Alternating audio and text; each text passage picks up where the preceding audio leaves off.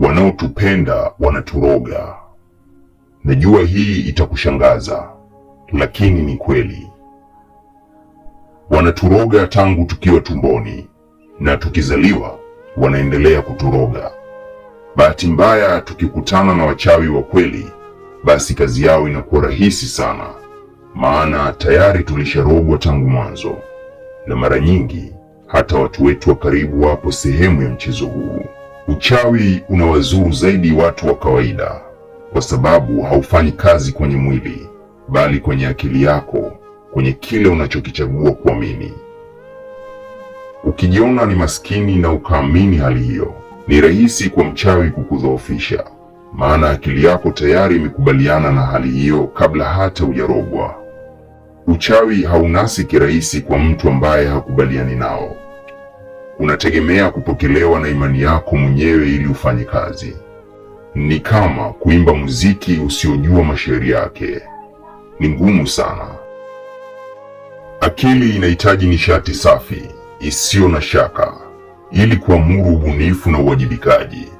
Lakini unaposhikilia wazo kwamba kuna wengine wanazuia ukuu wako, nguvu zako hupungua na mafanikio yanageuka kuwa yasiyo kamilifu. Hapo ndipo uchawi unapoanza kuwa wako, sio wao. Kila mtu anayefanikisha jambo, mwanzo kabisa hubadilisha jinsi unavyofikiri. Anakupa elimu, wazo au ukweli ambao anaamini utachukua nafasi ya imani zako polepole, na ukiruhusu unajiingiza kwenye mchezo wa kudhoofishwa. Watu wetu wanaotupenda ndio wachawi wetu namba moja. Walituroga bila kujua. Walituambia tu play safe, vitu huja kwa bahati, ukikosa sio riziki. Walituaminisha kuwa maskini ni maskini na tajiri ni tajiri, bila kueleza kuwa mbinu za kuwa tajiri ni rahisi kwa mtu anayeona upande mwingine. Mabadiliko halisi yanaweza kuanza sasa, kwa kukata mzizi wa fikra dhaifu zinazokunyima nafasi ya kuona upande wa pili. Mungu hajakuumba alafu akakwambia uende ukawe maskini. Ukweli ni huu: ukiwa maskini, upo karibu na malalamiko, kulaumu na kutamani vitu vya wengine. Lakini matajiri hushirikiana, hushukuru, hutoa sadaka na hufurahia uumbaji.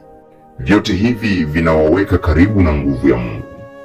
Kuona matajiri kama maadui ni kuikosea nafsi yako. Kataa uchawi wa fikra ulizokumbatia. Duniani hakuna anayeweza kuzima moto wako. Aliyeuwasha moto huo ni Mungu mwenye uwezo mkubwa, na hakuna anayeweza kumshinda. Leo chukua muda, tafakari mawazo yako, angalia imani zako, na ukae na ukweli kwamba nguvu yako iko ndani yako. Huu ni uamsho wako. Amka.